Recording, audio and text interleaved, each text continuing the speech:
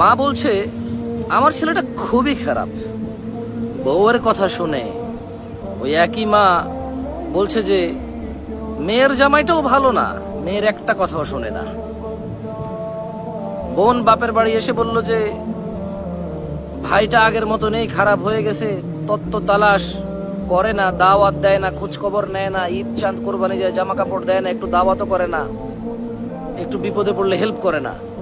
আবার ওই বোনটাই বলে আরে জানিস তোর দুলাভাইটা খুবই খারাপ, কাম কাজ করে করবি কি আর, বোনের দাওয়াত দে, বাগিনারে দাওয়াত দে, আজকে বোনের এটো হয়েছে, ভাইয়ের ওটো হয়েছে, সারাদিন তো বোন ভাই করে করে তার জীবন শেষ করে দিল। ভালো পড়েনি জামাইটা, মানে ভালো পড়েনি।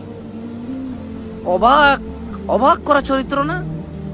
মা তার ছেলের জন্য যে চরিত্রকে অপছন্দ করে, ঘৃণা করে, বদদোয়া করে, কিন্তু মা তার মেয়ের জামাইয়ের জন্য এমন চরিত্রের আকাঙ্ক্ষা করে।